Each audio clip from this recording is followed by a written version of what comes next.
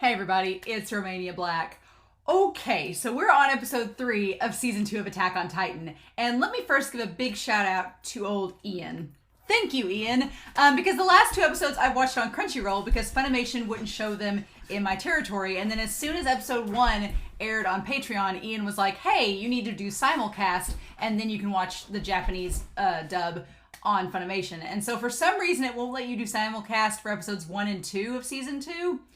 I don't know why, but it will for episode 3, so we're gonna go with it. So hopefully I'll be able to watch the Funimation version for the rest of season 2, and then obviously I'm gonna go back to Crunchyroll to read the intermission cards because for some reason Funimation doesn't translate those. What can you do? So, but thank you, Ian, for helping with that. You went above and beyond checking that for me without me having to spoil myself. So, man, these first 2 episodes have been pretty crazy. I was thinking about this rewatching episode 2, and it seems like we're kind of going back to the basics and getting character backstories, which is something that I've really wanted in season 1, because in season 1 there was no time for backstory. We didn't have time to delve into people's backstories, with the exception of like Eren and Mikasa. We didn't really go into the details of how people's lives have come to be before the Titans. So in No Regrets, in the OVA, we got to see Levi's backstory and see where he grew up. In Sudden Visitor, we got to see Jean's kind of backstory and where he grew up with his parents.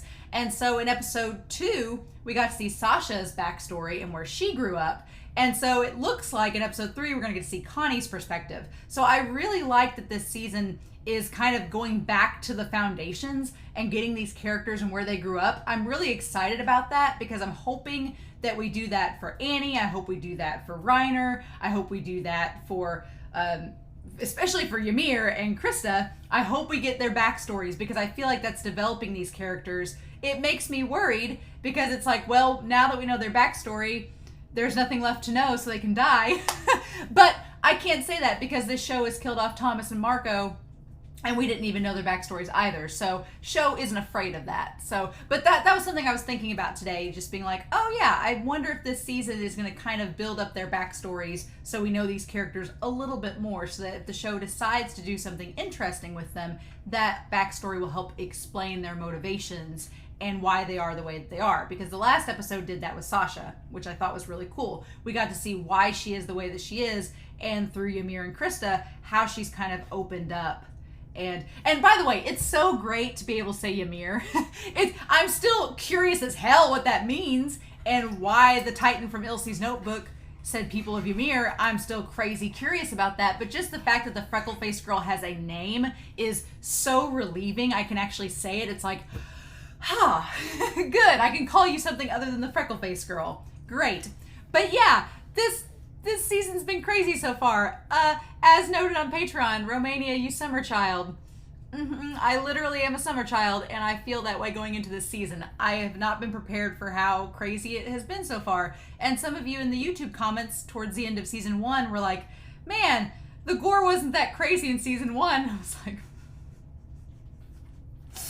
okay. So, yeah. Without further ado, let's do this. So, Southwestward is the title of episode 28, season 2, episode 3. So I'm very curious what the heck Southwestward. Granted, Connie said his home was south, so Southwestward, I'm assuming, is they're going that direction to get to Wall Rose, right? So we got to figure out where these Titans got in at and try to plug it up or something. Take Eren with us, take old Pastor Nick, and see what's going on. But yeah, let's do this and see what happens, shall we? We are going to start this episode here in 5, 4, 3, 2, 1. Let's go.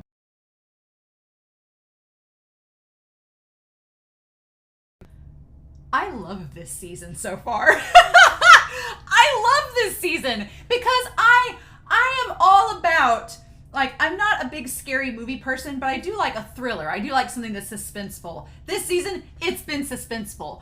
I have wanted to get backstory with these characters. We're getting slow backstory, but I've had all these questions from season 1, because season 1 was very action heavy, right? Season 1 was extremely action heavy. There was Titan battles, there was people getting eaten, there was ODM gear, there was all this, like, to build up the whole military aspect, because it's a big part of the series. There was all of that. But I've wanted to know more about the Titans, and I've had questions about the Titans. I've wanted to know more about certain characters and their backstory. We're starting to get that fleshed out.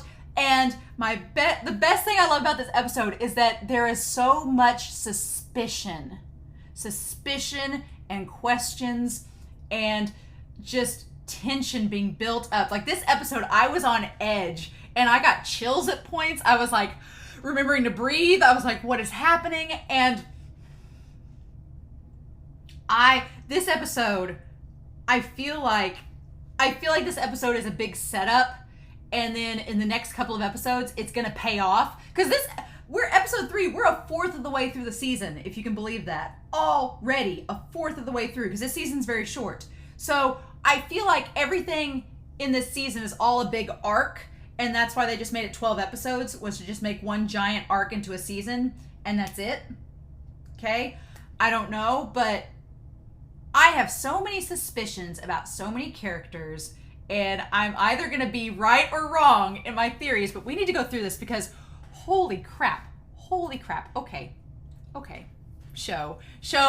I've had theories, and y'all have been amazing because you've not spoiled me. You've not been like, well, we can't tell you. And I'm like, good. I don't want to be confirmed right or wrong, which is awesome of y'all. But So the castle is Southwestward. That's where it's going to. So we go back to the scene of Connie's hometown. I commented back in the last episode that we got that close-up of the Titan's giant eyes, and they were the same color and wideness of Connie's eyes. And at the time, I was like, they look similar, right? And then we left off on that episode going, how the heck did this Titan end up in the house? How does that work? So, and then, and Connie's like, well, there's no way they could be survivors. And he's like, my hometown, it's gone forever. And he's so sad. And I really like the emotion that Reiner shows, because Reiner's lost his hometown too. We established that back in season 1. Reiner lost his hometown, and he was really sad about that back in episode 3 or 4 of season 1. It's funny that we're going a season later to get the same type of thing, but him like putting his hand on Connie's shoulder, that's like so good, and he like has that emotion. Bertolt is suspicious as hell. I'm calling it right now. He is acting suspicious.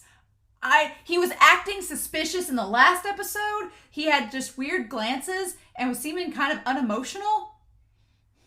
But here, when Reiner comforts Connie, Bertolt doesn't do anything, and he just has kind of like a blank look on his face. And I'm like, I know Bertolt's not that emotionless, right? Right? It's bizarre. It's very weird. And so Reiner and Connie say, Gerger's like, have you guys spotted any bodies? And they're like, no. And then Bertolt chimes in afterwards saying, I haven't. Suspicious. And so Gerger's like, well, how's that even possible? There's no bodies here. The Titans come and there's not a single drop of blood. And so the one girl, I appreciate her sentiment. She's trying to make good out of a bad situation. She's trying to make Connie feel better. And she's like, oh, well, good. That means nobody was eaten. She's like, including your family. She's like, if there's no blood, there's no body, right? No body, no death, right? That's constantly the rule, right? And then Connie's like, yeah, that's gotta be it. And she's like, oh yeah, it's unbelievable to think Titans would eat everybody without leaving any blood behind. But then Gerger is like, no, it's not all that unbelievable. Because, I mean, if you think about it, they could have ate everybody and the blood's already dried up, right? Or if there was rain or something like that, could have washed it away. But then he says the other thing. He's like, if the village was really evacuated, why are all the houses like this with nobody in them? Why are the stables full with all the horses? Okay, so my tinfoil hat theory, this is freaky and this is weird, but here's the thing with the houses. The houses all show like the roofs and stuff being blown off and bits of the houses being blown off. Like, could it be that they were done from the inside? Like, okay, I've had this theory that ever since the Beast Titan kind of not confirmed it, but said it like about the Titans being in the nape.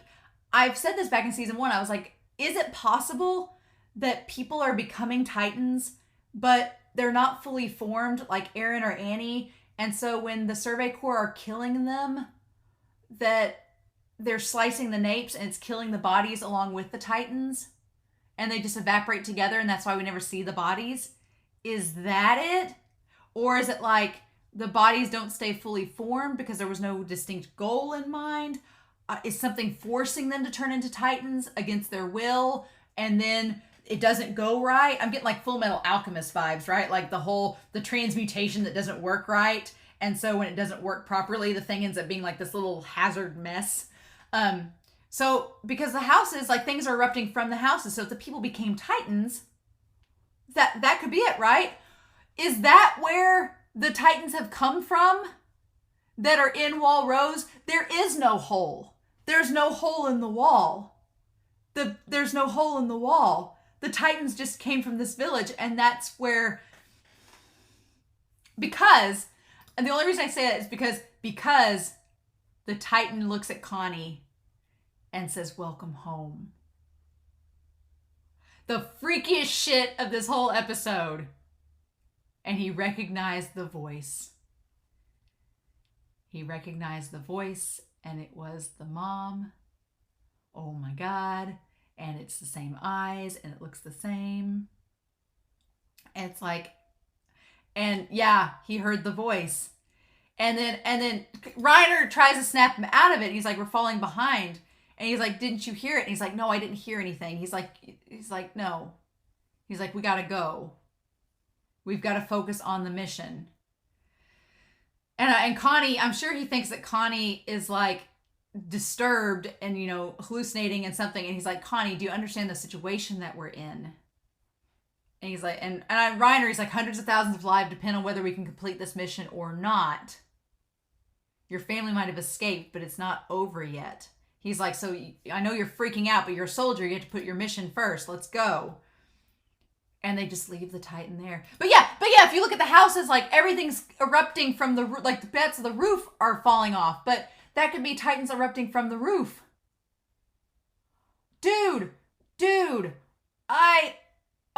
Beast Titan that seems to be teaching the other Titans what to do. Is it possible that the Beast Titan has the ability to turn people into Titans to trigger that? Because in the OP, we see that everybody has that little flame, right? They all have that little flame inside of them. Like animals and the Beast Titan and the people, they all have that little flame. So is it possible that if it's triggered properly, that can cause you to become a Titan? Can the Beast Titan accelerate that or trigger it? Did the Beast Titan just go to this village, turn these people into Titans, and then Connie's mom was not turned properly, so she had to stay there, but he brought the other Titans with him to go and attack and to lure everybody away, to lure them? Because here's the thing. Oh my God, tinfoil hat theories. Here's the thing. I'm so curious because I'm like, here's the thing. Annie knows that Aaron can become a Titan, right? It's been triggered. And obviously Grisha Yeager knew that Aaron could become a Titan, that it could be triggered somehow. And I'm wondering if the serum was not only like a memory suppressant, but a way to like trigger that, to trigger it further. I don't know, but I'm wondering if now that it's out in the open that Aaron can turn into a Titan and Annie's out in the open, that whatever forces are at work here, trying to either stop the reconnaissance battalion or destroy the walls or stop the royal family, whatever the case may be. Now that everything's out in the open from what's happened at Trost and Stohess, they're like, we need to put things into motion. And so the Beast Titan has appeared to accelerate the process and start whatever has been planned. I don't know, but there's some freaky stuff going on, and I am like, my mind is like theory crafting. So then we go back to Nanaba. Nanaba, I love her. She's gonna die. She just has death flags because she's like, let me show you how the pros do it. And it's like, you're gonna die. It's fine. I'm gearing myself up for that moment. But here's the thing. Krista and Ymir. Ymir acting suspicious. Bertolt was acting suspicious. Ymir is acting suspicious. Krista is acting suspicious. And now that we know that Krista is... I thought Ymir was the one that Pastor Nick was going to be all about us monitoring and finding. But no, it's Krista. So here's the thing. Ymir, as they get closer to the wall, Ymir's like, we need to withdraw. We need to go back. And so Ymir is clearly trying to protect Krista. And I'm very curious as to why. So Krista makes note... And so Nanaba's like, no, somebody's going to send a report back. So you signed up for this as a soldier. Sorry about your luck, but we're going to move forward. So yeah. And then they all end up at the castle together, which is crazy. And so there's more with that too. And Krista's like, Krista seems so innocent. So she's like, I don't care to put my life on the line. Like I signed up for this job. It's fine. I'm the one who chose to join the Scouts. And she's like, it's not the same for you, though. The only reason you joined the Scouts... And then Ymir cuts her off. And Ymir says that she didn't do it for her. And Chris is like, then why are you even here? So yeah, there's so much that I'm so curious about. Like, why Ymir is protecting Krista. Why Krista needs to be monitored and protected. What secret knowledge does Krista have in all this? The heck? What Ymir's deal is... And Ymir says that she's doing it because of who Krista is and who her family is. Here's the thing.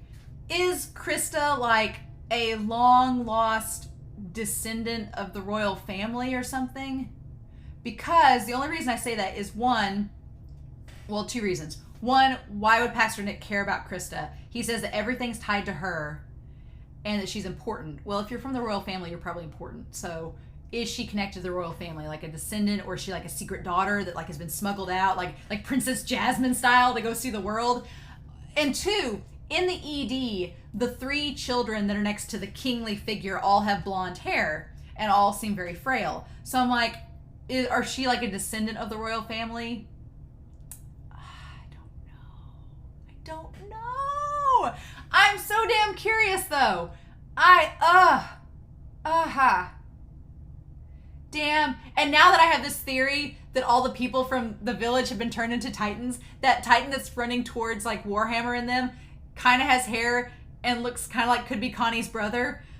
I'm so convinced now. I don't know what the circumstances, I don't know how it could happen, but I'm so convinced now that the Beast Titan or something is caused those people from the village to turn into Titans.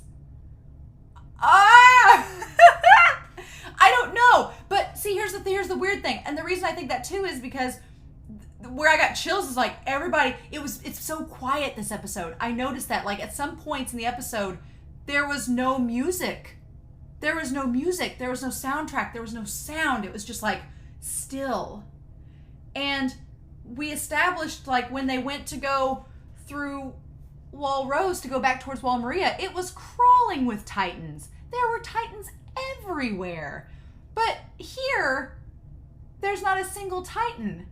Everything's been evacuated and deserted, but there's no hole in the wall that they can see, and it's very quiet. There's no Titans. It's bizarre. And Hannes and them, they're all sneaking in and everything, but it's like, what is happening? So, what? I'm so curious. The scene where they were in the woods and it was nighttime was so freaky. It was so freaky. And the CGI of everything slowly, like 11 hours after the Titan spotting, the Southern team, it's so freaky because they're all just waiting for something to happen. And then they run into Ymir and Krista and Nanaba. Oh my God. And they still haven't met up with Mike, so they don't know that he's dead. It's so freaking scary. I was like on the edge of my seat going, this is terrifying that a Titan just pop out any minute, but they're not. That's the weird thing. They're not. But they were all sneaking up. It's weird. It's like the Beast Titan who is smart. The Beast Titan is luring all of the Survey Corps to this one location, which makes me think that maybe, but I'm so conflicted.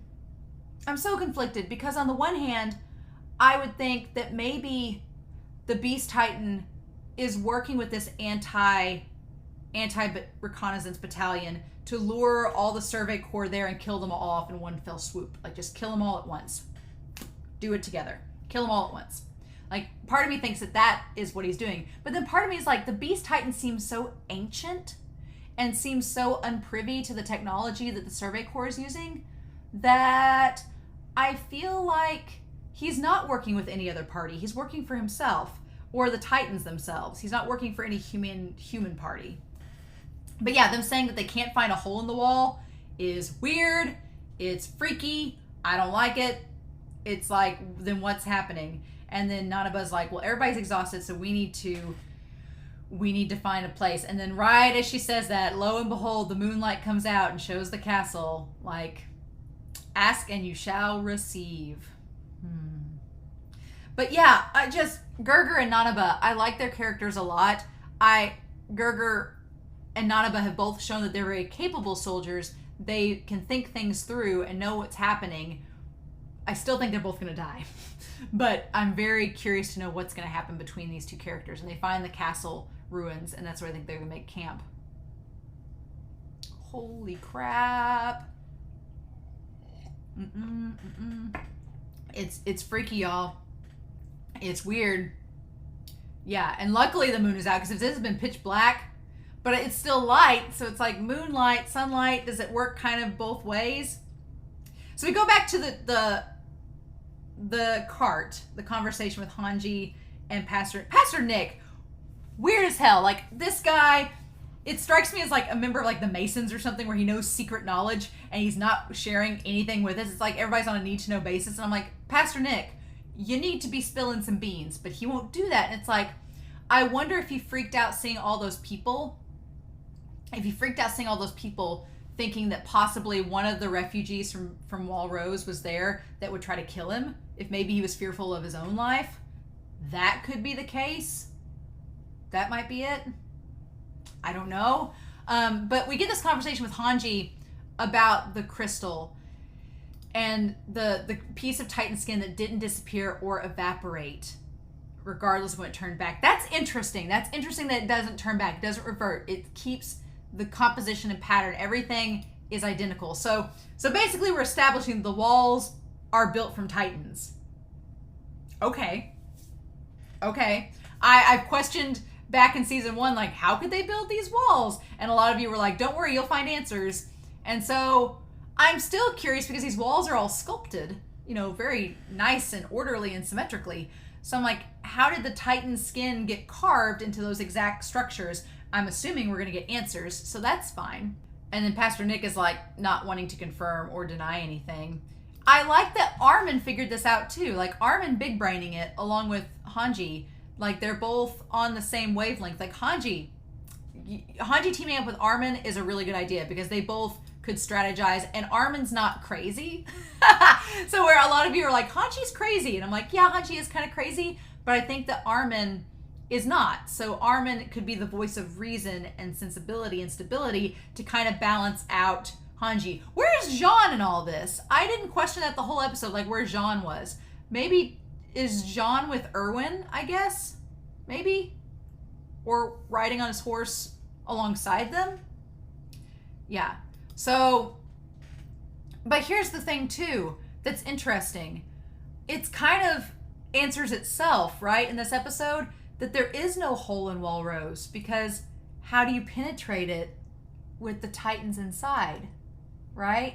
So, and then Hanji's like, we don't have a boulder lying around, we can't plug the hole, but we could. And this is where it gets interesting too, the conversation of using Aaron.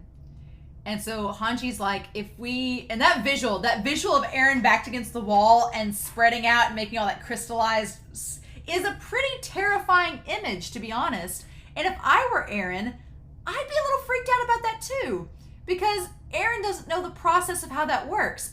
Annie seemed to know how to harden her skin at will and could do it automatically, right? Annie had no problem controlling that ability.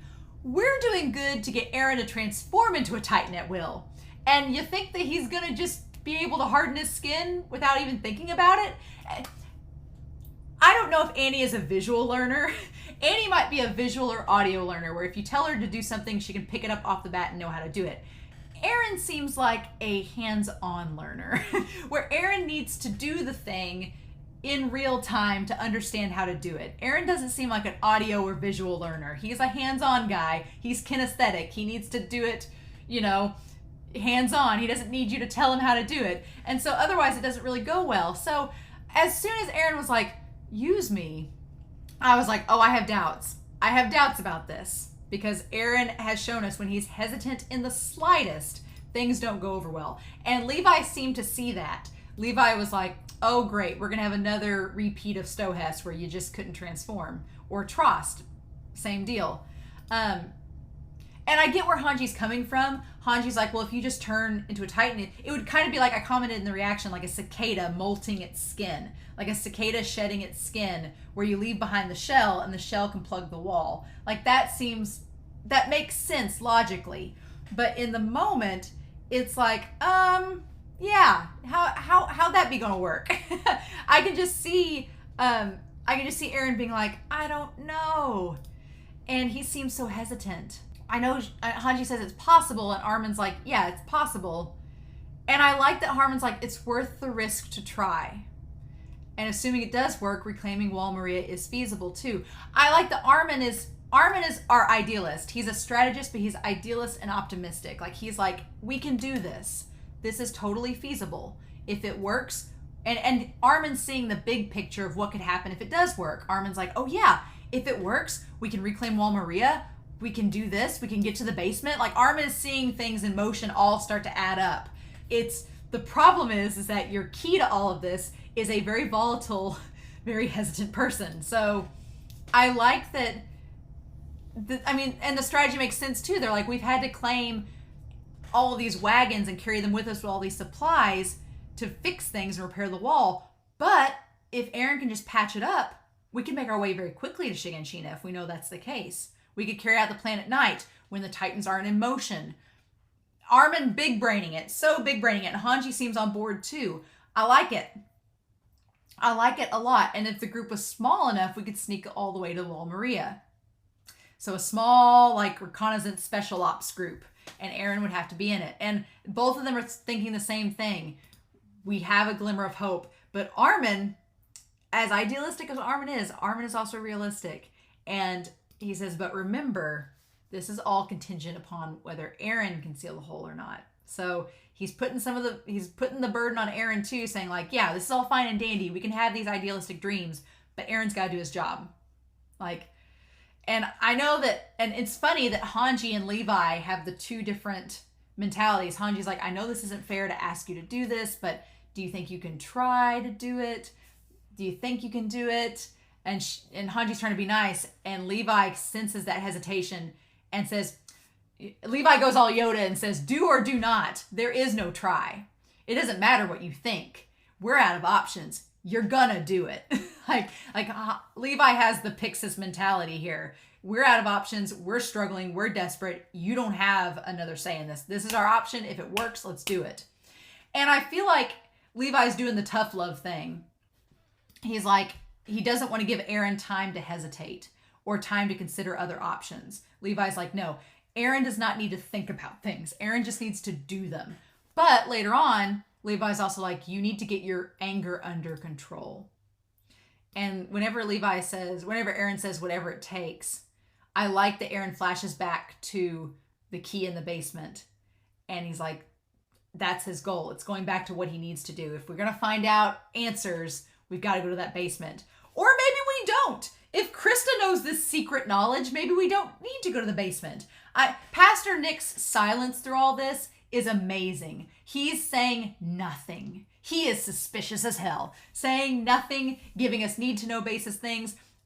But I feel like Pastor Nick has a gun to his back from both sides. He has a gun to his front and a gun to his back.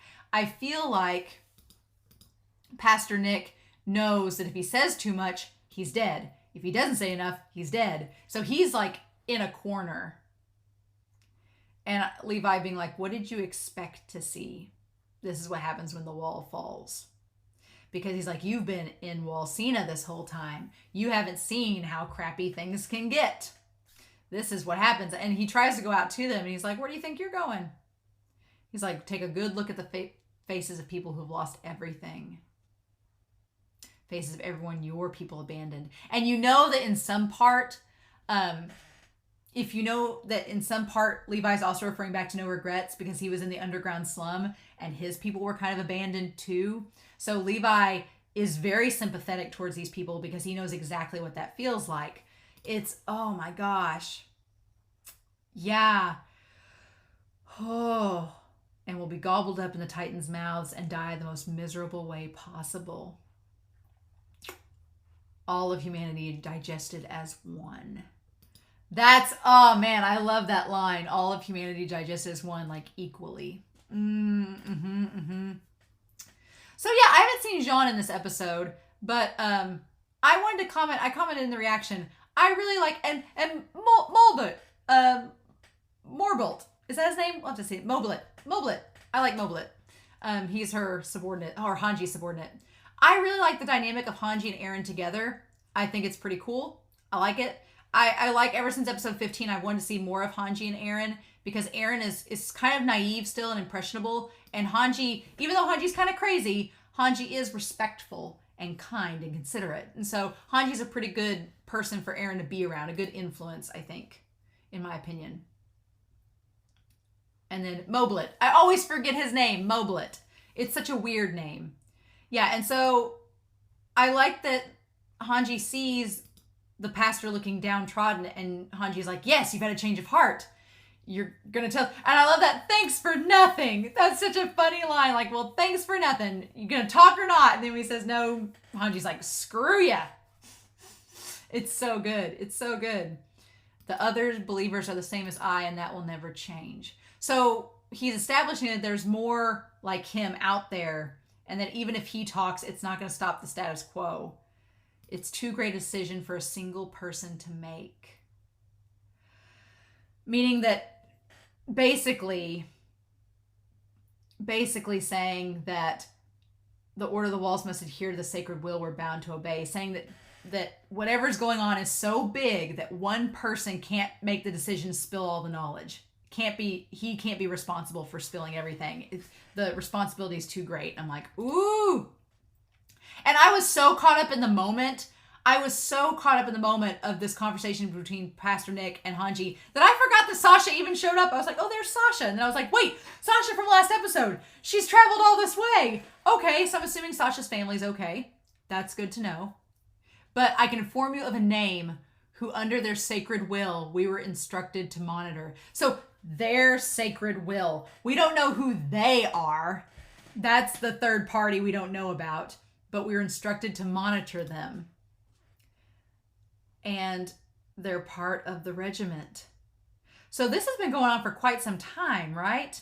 This has been going on for a while. If they've been monitoring this person for a long time now.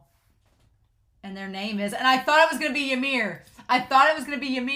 And then it's like, no, the smallest of the group, Krista. And for a second they try to do the red herring and they're like, their name is Sasha. And it's like, no. And they all seem surprised. And then Sasha's been to Commander Irwin because she has the note that she gives to Hanji. And Pastor Nick is telling them they must find Krista at once. She may know truths which we cannot perceive. So, okay. So if this group thinks that she has all this hidden knowledge, why haven't they made contact with Krista to begin with? I guess because of Ymir. But why haven't they tracked her down before? Or have they been? Have they been tracking her down? I feel like, because Krista's been on all these missions, and Krista was the one that found Jean's horse that all the Titans were around. I was with all of them. I feel like now I'm like, did I miss something in season 1 with Krista? Were all the Titans like just surrounding her and we didn't realize it? And Ymir was with them? That's all the information I can share. Well, you're a lot of help. You know, gosh, like a preview. The rest I leave in your hands. And Hanji's like, the hell? So she's deep in the front lines. Yeah. And then, of course, Aaron and them are like, let's go. We got to hurry. And then they run into Sasha. And, oh my gosh. I'm so curious now with Krista and Ymir. I'm like, what have we not been informed about? What have we been missing? I feel like there's stuff from episode 3 and 4 now that I want to go back and watch with them and be like, did I miss something? I do like that Hanji gives Sasha the potato. Kudos to that. I'm glad that she did that. I'm glad Hanji did that because that's nice. She's got long golden hair and Mika's, and then Armin says she's cute. It's like, oh. And then Mika says like she's always hanging around Ymir. And that's when Hanji's like, Ymir, and Levi's like, wait, what? It's all coming together. It's all coming together. So, okay. So here's the thing too.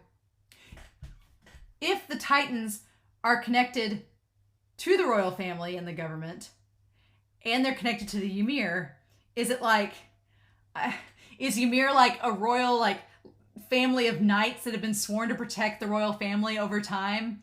And so Ymir is the latest knight to protect the royal family member Krista? Is that it? Is that what's going on? And the Titans like fear or respect Ymir or anyone that's related to Ymir? So that's where that all comes from. Okay, so there's one more part here. We go back to the all camped out at the castle, and Bertolt is up against the wall, seemingly asleep. Okay, so yeah, Bertolt is up against the wall here, and then we have Connie sleeping on the mat here. But here's the thing, I was just like, what the heck?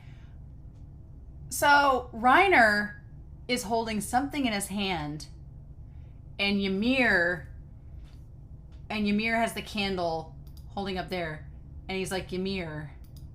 And Reiner looks freaked out, and he's like, you. And then she looks freaked out, and everybody's like, wake up. Okay, so they're looking through like a box of something, like trinkets or something. But suspicious, what does Reiner and Ymir know? What, are they in cahoots? What is happening? Does Reiner know about Krista now? What? Everybody's in cahoots with everybody. And I don't know what to make of it. And that's not even the whole episode. We've had so much happen in this episode. We've had so much happen. And so, did they light a fire or there's Titans? And here's the thing. Kudos to this show for being damn consistent, because the Titans, as soon as I saw that one Titan grabbing his body, I was like, that's the Titan from episode 1. That's the Beast Titan one. And then we see one with the big head. What's going on here? And they're like, look at that, and it's the Beast Titan. It's huge. And it's just roaming around. Yep. But it doesn't seem concerned. And they're all like, shit! They're all like, crap. Like, Reiner and Bertolt and Ymir. And Ymir looks over to Bertolt, so odd. Suspicious. Okay, and they're shaking the tower. And then everybody's all moving together in this. It's crazy. But I don't see Jean. So I'm like, is Jean with Erwin? I don't see him, which is odd. I'm like, is he with Erwin? I think so. And then Levi says, we're going our own ways now. So I guess that Levi is not... I'm actually glad Levi's not going with them, because he's not fully healed yet. And I'm like, I don't want you to get killed. So glad he's not. And I like that Levi's like, okay, Erwin put you all together, but everything's riding on you. Armin, work with Hanji, because you guys are big brains. You guys can figure stuff out. Combine your knowledge. Smart. I love these, like, Mikasa, I don't know what your attachment is to Eren. It's like, what do you mean you don't know what her attachment is to Eren? She likes Eren. Come on. He's like, but you need to protect him. And she's like, okay, protect him at all costs, using your ability. And then I like that Eren going back to that flashback with his mom, feeling bad that he's having to be protected. Getting like that little glimmer of that.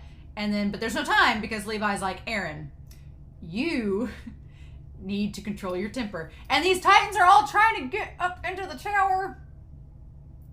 Wait up, wait. Damn it. Don't you be coming in here. I love Gerger. I've decided I love Gerger. Where he's like, you've got to be freaking kidding me. I could be drinking right now if it wasn't for you. I love it. I kind of love Gerger. This is all your fault. And then Nanaba's like, stand back, rookies. Leave it to us. And that's such a badass shot of Nanaba. It's like, it's sad that you're going to die. But I love that shot of her where she's just like pulling it back. It's like, hell yeah. I love it. Okay. Okay, sure. Ah, damn. And them all going after them. And I thought for a second the Beast Titan would like tell him to attack, but he's not. He's climbing the wall. And I'm like, why is the Beast Titan climbing the wall? Why? Just, what? Well, why? I'm like, I was like, what's happening? I don't understand. I'm like, where did the Beast Titan come from? How did he get here? Why is he climbing the wall? All the other Titans are just surrounding it. And then learn how to restrain yourself. Don't succumb to rage and lose sight of the goal. We can't afford another mistake. I like these, like, he's like, you just need to keep yourself in check, right? Keep your emotions in check. Because as we seem to know regrets, Levi knows exactly what it's like to lose your cool. And it worked out fine for Levi, but probably it won't for Utgard Castle. Probably won't for Aaron. I'm so curious where Jean is. I guess he's with Erwin. But then that leaves the question, what is Erwin and Jean doing? Where are they right now? What's happening with them? I guess Levi's going to go find out and go track them down with Pastor Nick. So, the hell? I've never wanted to... Oh man, the self-restraint with this season is hard. It's really hard because I'll be honest, in season 1, it wasn't as hard to hold back. There were some episodes I was like, man, I need to watch it right now, but I'm going to wait a few days, it'll be fine. And waiting a few days was okay. This season's just... How y'all waited a week to week between these when they first came out? No. This is pretty freaky. So yeah, again, golden-haired things. So in the ED, the one Titan has golden hair and the horns and stuff, and there's a Titan beside it like offering a piece of food. Interesting. I'm so curious. What the heck's going on? And it seemed like the Beast Titan moving in the background, right? Oh my gosh. And then all the humanity and people freaking out. So I'm wondering if the person that offered the food became a Titan too? Like the Titan gave it the ability to become that? I just... What the hell? Why? I'm so curious, y'all. I'm so curious about Titan lore. I can't wait to find out more. Or I don't. Maybe I don't need to find out more. Maybe that's the thing, but... So much suspicion. Okay, so to sum it up, to sum it all up, are people able to turn into Titans? Not just special people like Aaron and Annie, but is anyone able to turn into a Titan? It just depends on, are they going to be a fully formed Titan or one of these putty monstrosities? Question 1. 2. Is the Beast Titan responsible for it? Why is the Beast Titan here all of a sudden? The Beast Titan was absent the whole first season and for the last 100 years. Why is the Beast Titan popping up now? Question 3. Why is Berthold being suspicious? Why is Ymir being suspicious? Are Ymir and Reiner having some kind of tie together? What's Krista's involvement in the whole story? And then why is there actually a hole in Wall Rose, or is this the Beast Titan's plan to lure the Survey Corps into a convenient location where there can be a big battle? And then finally, where's the Colossal Titan and Armor Titan? Because they're in the OP, so they're somewhere in all this. All the questions. all the questions. I've never had this many questions for this series. I don't even know where to stop at. I feel like in one single episode, I've had more questions pop up than like half of season 1. And that's so hard to believe, but I feel like season one, there was the mystery of Annie and the mystery of just general things. But the more we're delving into this Titan lore, the more questions are popping up. And I need to process. I need to take a few days and process is what I need to do. Y'all, crazy stuff. So yeah, okay. I hope y'all enjoyed this reaction and my ramblings and my madness that I'm sure is going to ensue in this season. I love this season so far. This is great. I'm so ready to find out more and see what the heck's going on. So yeah. Thank you for not spoiling me. If you decide that you want to comment on spoilers down below, just please tag me, be like, Romania, do not read this, and discuss your spoiler discussions. But otherwise, I hope y'all have a wonderful week. Please stay safe, take care, and yeah, I'll be back next week for episode 4. We're already a fourth of the way through the season, if you can believe it. Episode 4 of Attack on Titan. Bye.